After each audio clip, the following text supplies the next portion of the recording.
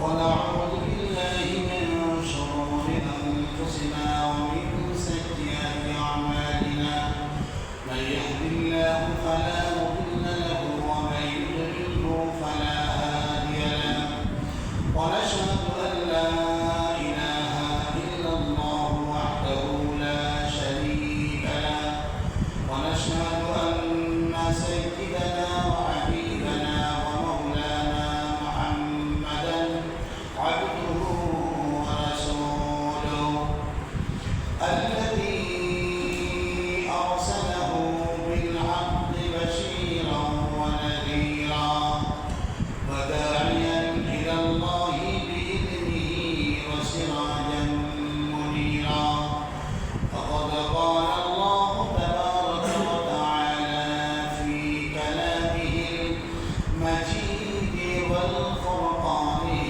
الحميد أعوذ بالله من الشيطان الرجيم بسم الله الرحمن الرحيم فمن كان يرجو لقاء ربه فليعمل عملا صالحا ولا يشرك بعبادة ربه أحدا إن الله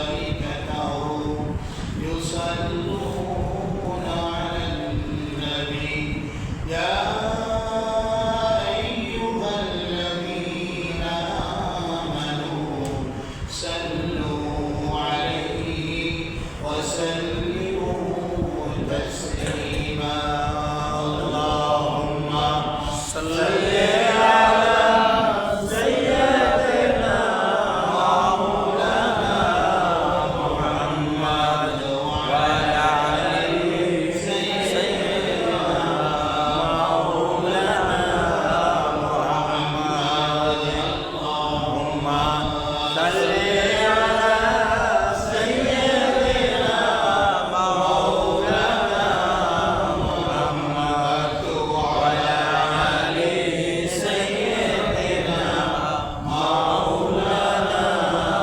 محمد بلغ الجلال بكماله تشهد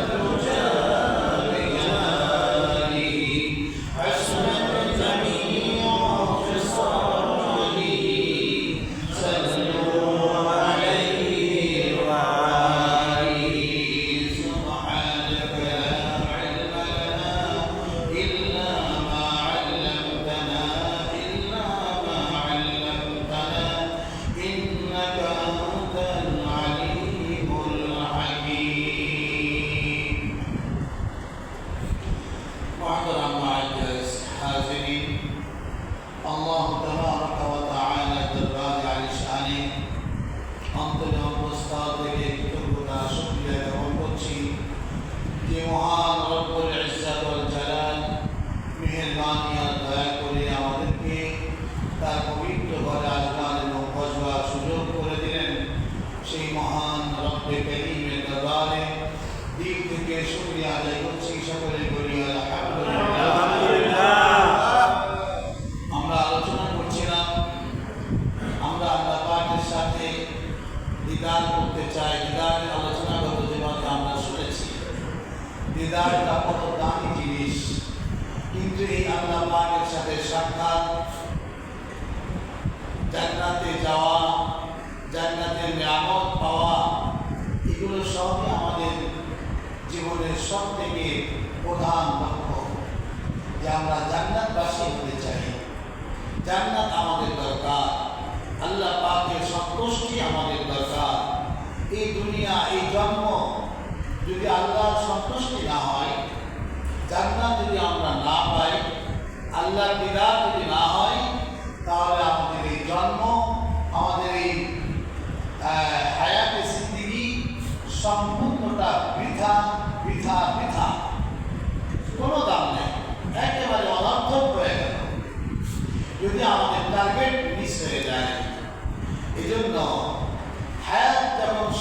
হবে, তখন তো বুঝে আসবেই যে আমি কি ভুলটা করলাম।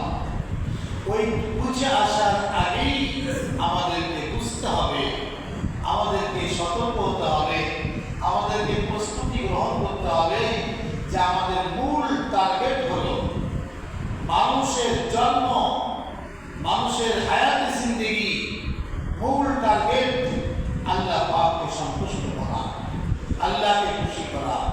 আল্লাহকে খুশি করার পরে যেটা পাওয়া যাবে, ওটা চাইলেও পাওয়া যাবে, না চাইলেও পাওয়া যাবে, সেটা হলো মহাপুরস্কার জান্নাতুল ফিরদাউস।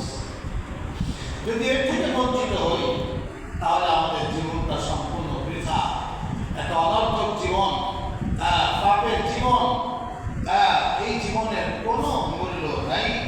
আফসোস করতে হবে, মূল্য যে নাই, মূল্যহীন, এটা বুঝে আসবে যখন আল্লাহ পাক ঘোষণা করে দিবেন মুমতাজুল ইয়াউমা আইয়ুহাল মুজরিমুন। আমার বান্দারা দুনিয়ার জমিনের মধ্যে তোমরা তো মিলেমিশে একসাথে ছিলে, ইমানদার বেঈমান, কাফের মুশরিক মুসলমান একসাথে বসবাস করেছ, কিন্তু ওই বসবাস এখন আর করা যাবে না। এখন তোমরা দুই দলে বিভক্ত হয়ে যাও, দুই দল ভাগ হয়ে যাও। একদল হবে আল্লাহকে বিশ্বাসী, আল্লাহকে যারা বিশ্বাস করেছ, জীবনটা সেইভাবেই প্রতিপালন করেছ, জীবনটা সেভাবেই তোমরা পরিচালিত করেছ। আর একদল হবে যারা আল্লাহকে বিশ্বাস করো নাই, আল্লাহর প্রতি শিরক করেছ, কুফর করেছ, বেদাতে লিপ্ত ছিলে, অবিগ্রহ জীবন যাপন করেছ। পাপাচার আর নেককার আর একসাথে থাকতে পারবে না, এখন দুই দলে ভাগ হয়ে যাও। সেদিন বুঝে আসবে কষ্ট কাকে বলে, আফসোস কাকে বলে। ওমর ফারুক রাদিয়াল্লাহু তাআলা আনহু তাহাজ্জুদের নামাজ শুরু করেছেন গভীর রজনীতে। যখন তেলাওয়াত করতে করতে এই আয়াত তার সামনে পড়লো, এই আয়াত যখন তেলাওয়াত করছিল, মুমতাজুল ইয়াউমা আইয়ুহাল মুজরিমুন, আজকে পাপাচাররা নেককাররা ভিন্ন দল হয়ে যাও, ভাগ হয়ে যাও। ও আল্লাহ, ওমর ফারুক সেদিন যদি বাম দলে চলে যায়, পাপাচার জাহান্নামীদের দলের ভুক্ত হয়ে যায়, আফসোস তো আর শেষ করা যাবে না, কান্নাকাটির শেষ থাকবে না। ও আল্লাহ, আমি কোন দলে আমাকে নিবা, মেহেরবানি করে আমাকে নেককারদের দলভুক্ত করে দিও। এই চিন্তায়, দুঃখে, এই ভয়ে কাঁদতে কাঁদতে সেই গভীর রাত থেকে নিয়ে ফজরের আযান যখন কানে আসলো, তখন তার কন্যায় ফিরে আসলো। এখন তো ফজরের সময় হয়ে গেছে, যেই লোকের নামে আশারাই অবশ্যরা জান্নাতে যাবে এটা ঠিক করা হয়েছে, এই লোক যদি এমন চিন্তার পেশানের মধ্যে লিপ্ত হয়ে যায়, আপনার আমার অবস্থা কোথায়? আমরা কিসের আশায়, কিসের নেশায় গভীর রাত কেন সারা রাত ঘুম করে আমরা কাটিয়ে দেই? কোনো চিন্তা ফিকির নাই, কোনো ভাবনা নাই, কোনো ভয় নাই, কোনো চিন্তাও নাই। কিন্তু ধীরে ধীরে বরফের মতো, মোমবাতির মতো জীবনের হায়াতগুলো শেষ হয়ে যাচ্ছে, কবরের দিকে যাওয়ার পথ দ্রুত অগ্রসর হয়ে যাচ্ছে। আমাদের কোনো চিন্তাও নাই, ভাবনাও নাই, কোনো পেশানিও নাই। এই জীবন কিন্তু ভয়ানক জীবন। এই জীবন থেকে আমাদেরকে বাঁচতে হবে। আমাদের জীবনকে লক্ষ্য, টার্গেট ঠিক করতে হবে। আমি আমার রবের গোলাম, আমার রবের সন্তুষ্টি আমার কামনা, তাকে খুশি করার জন্য যা যা করতে হয় মৃত্যু পর্যন্ত আমি জান প্রাণ দিয়ে সেই কাজগুলো করে যাব। কি রাজি আছেন আপনারা? রাজি আছেন? আল্লাহকে সন্তুষ্ট করার জন্য কি করতে হবে, কি করণীয়, কি বর্জনীয়, সেগুলো আমাদেরকে জানা এবং সেভাবে আমাদেরকে চলা। আর চোখের পানি আল্লাহ দিয়েছেন, এই নিয়ামত চোখের পানি দিয়ে জমিনকে গভীর রাতে ভিজানো, এটা হলো আমাদের ডিউটি আর দায়িত্ব। যদি চোখের পানিতে জমিন না ভিজলো, জমিন কালকে আমাদের কি সাক্ষ্য দেবে আমাদের পক্ষে বলেন?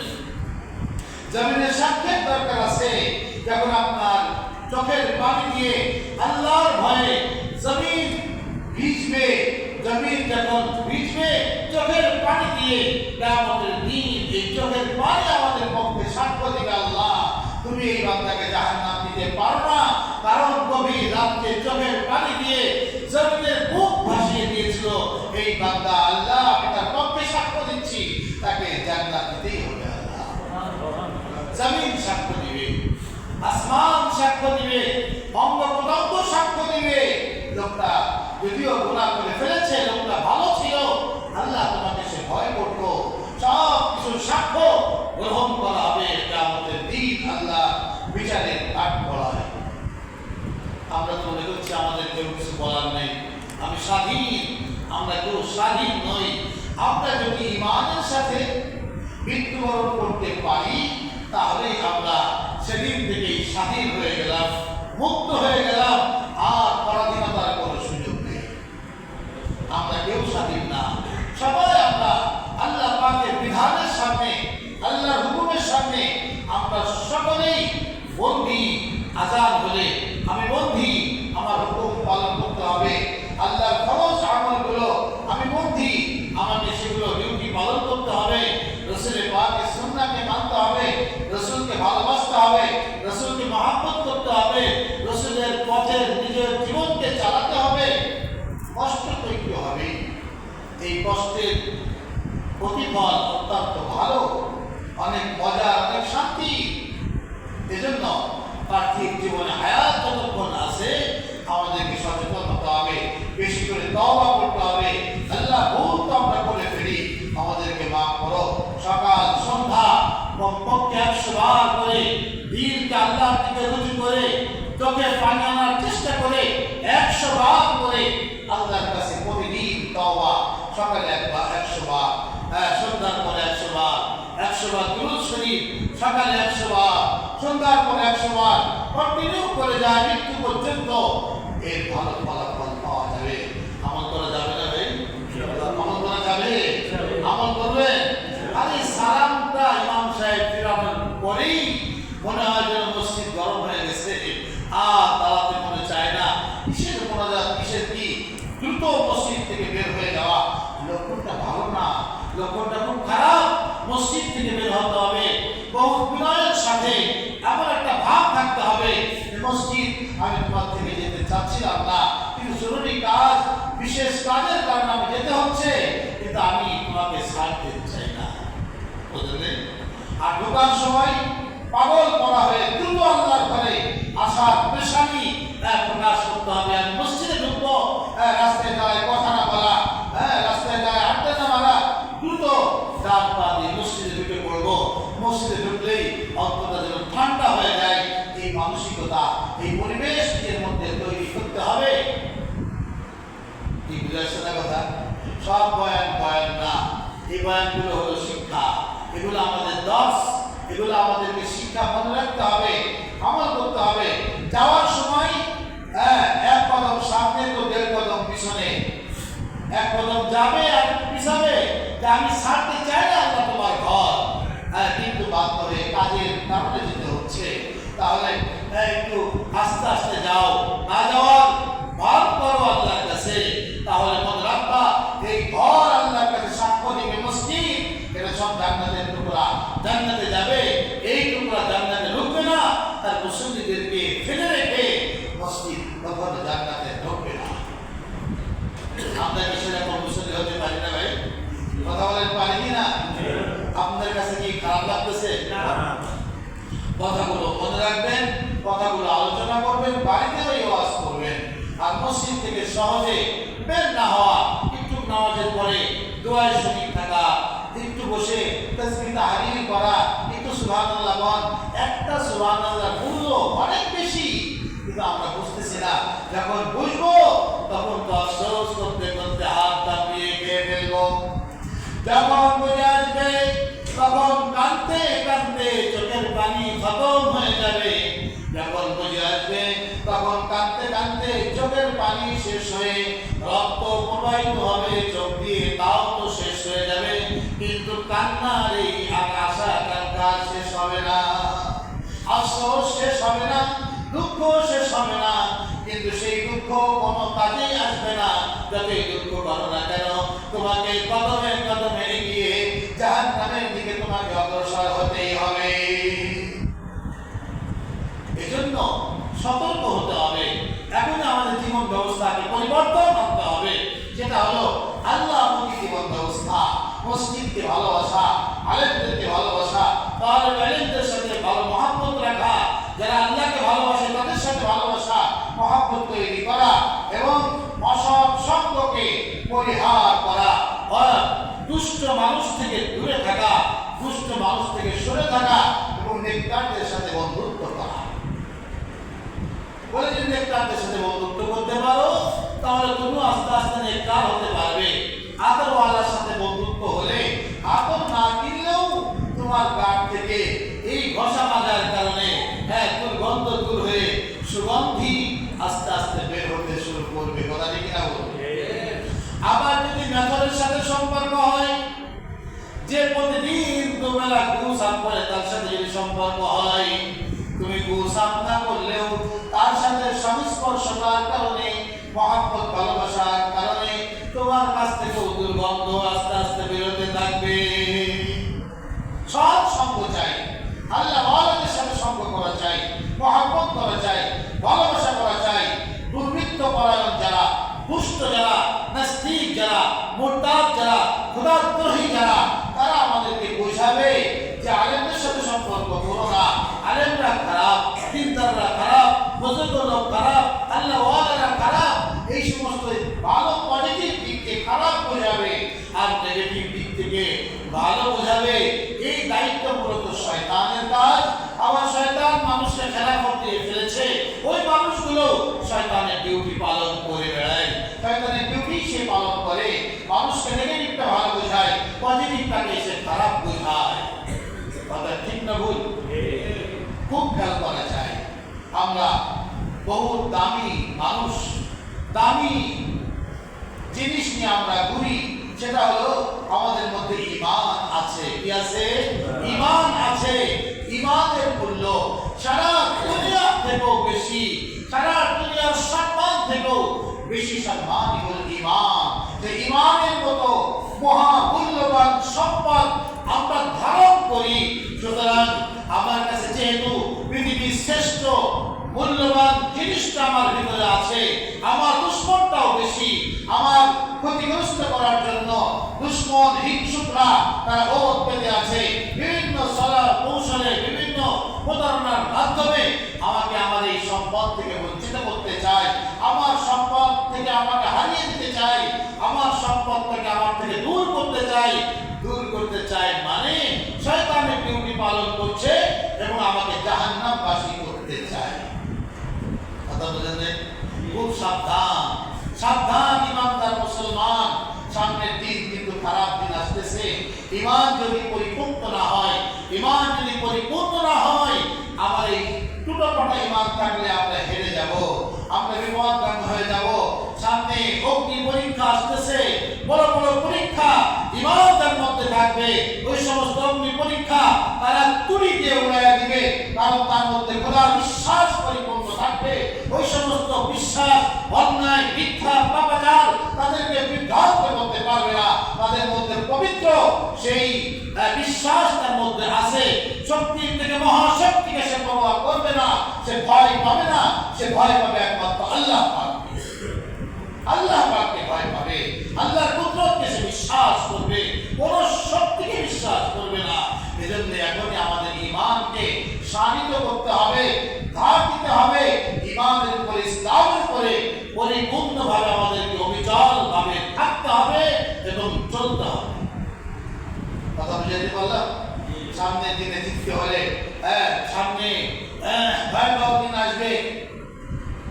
রাতকে দিন বানিয়ে আপনাকে দেখাবে, দিনকে রাত বানিয়ে দেখাবে, মৃত্যুকে জিন্দা করে দেখাবে, বড় বড় শক্তি প্রকাশ করবে। কিন্তু আমাদের বিশ্বাস, আমাদের ঈমানের দাবি যে গায়েবের খবর, অলৌকিক শক্তি একমাত্র মালিক হলো আল্লাহ পাক। আল্লাহর শক্তি ছাড়া, মানুষের তৈরি করা শক্তিকে আমরা বিশ্বাস করি না, এগুলো তাদের প্রবঞ্চনা, প্রতারণা, ভণ্ডামি বলে আমরা বিশ্বাস করি। আমরা আল্লাহর কুদরতকে বিশ্বাস করি, আল্লাহকে বিশ্বাস করি। কোনো মানুষ যদি গায়েব বলে